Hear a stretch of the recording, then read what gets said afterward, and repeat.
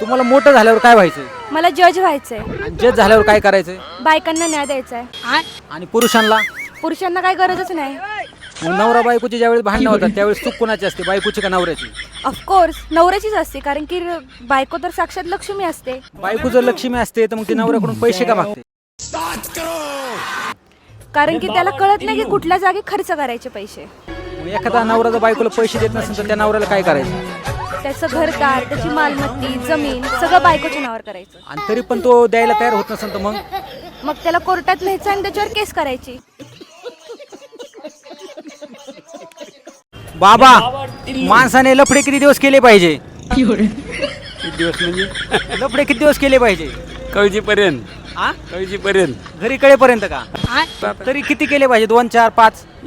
तसे नियमानं 3च गुन्हे माफ किती बी नाही.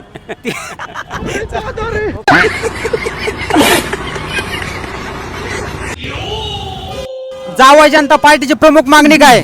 सोन्याची अंगठी आणि 2 तोळ्याची चेन. मित्रा, जावई जनता पार्टीचं चिन्ह काय आहे? भाऊ दोहांडा दोहांडा. सासऱ्याकडून काय मागणी आहे तुझी? बायको बदलून पाहिजे, लय कटाळा आलाय. का बरं? सकाळ संध्याकाळ भांडणं करते. मित्रा, सासऱ्याकडून तुझी काय मागणी आहे?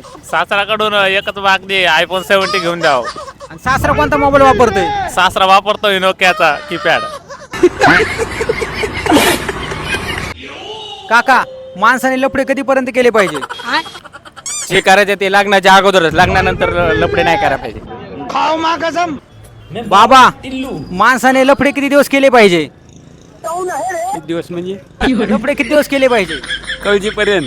आ? कळजीपर्यंत. घरी कळेपर्यंत का? किती केले पाहिजे? 2, 4, 5? तसे नियमानं 3च गुन्हे माफ किती बी नाही. काका, माणसाने लफडे कधीपर्यंत केले पाहिजे? जोर बायकोला घरी कळत नाही तोवर केले पाहिजे. मित्रा, माणसाने लफडे किती दिवस केले पाहिजे? जोर भिकारी होत नाही तोवर. मित्रा, माणसाने लफडे कधी केले पाहिजे? माणसाने लपडे म्हातारपणी केले पाहिजे. आणि जवानपणी? जवानपणी माणसाने काम धंदा केला पाहिजे.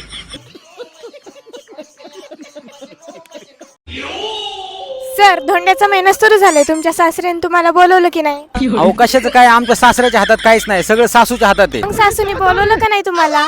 अहो, आमची सासू एक नंबरची कंजूस आहे. आमची सासू, मी सासरवाडीला गेलं तर साधा मला दुधाचा चहा करत नाही, काळा चहा देते, ते पण वाटीमध्ये लहान पोरासारखा देते. तुमचं तर लय अवघड आहे सर. मग हो ना, तुम्हीच सांगा कसं जाऊ वाटेल मला सासरवाडीला? मला बोलवलं तर तुम्ही सासरवाडीला जाणार का नाही? आता जाऊ तर वाटत नाही, पण आता बायकोच्या पुढे कुणा चालतंय का? सासरवाडीला जावं तर लागेल. सर, धोंड्याचा महिना सुरू झालाय. तुम्ही सासरवाडीला जाणार का नाही? अहो मॅडम, माझे 2 लग्न झालेत, नेमकं कोणत्या सासरवाडीला जावं तेच कळत नाही मला. मग जाणार की नाही? आता हिच्या सासरवाडीला गेलं तर पहिलीवाली नाराज होईल, आणि पहिलीवालीच्या सासरवाडीला गेलं तर ही नाराज होईल. पण बघू तरी, आता जो सासरा सोन्याची अंगठी करेन ना त्या सासऱ्याकडे मी जाईल. कोणीच नाही केली तर?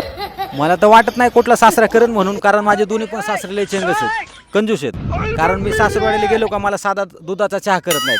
दूध आणण्यासाठी काळा चहा पाहत होतात, ते पण मला वाटीमध्ये चहा देतात. तर त्याच्यामुळे मला प्रश्न पडला कुणाकडे जावं का नाही ते.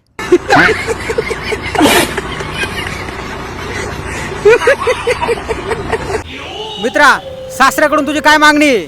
सासराकडून एकच मागणी, iPhone 70 घेऊन द्यावं. आणि सासरा कोणता मोबाईल वापरतोय? सासरा वापरतोय नोकियाचा कीपॅड.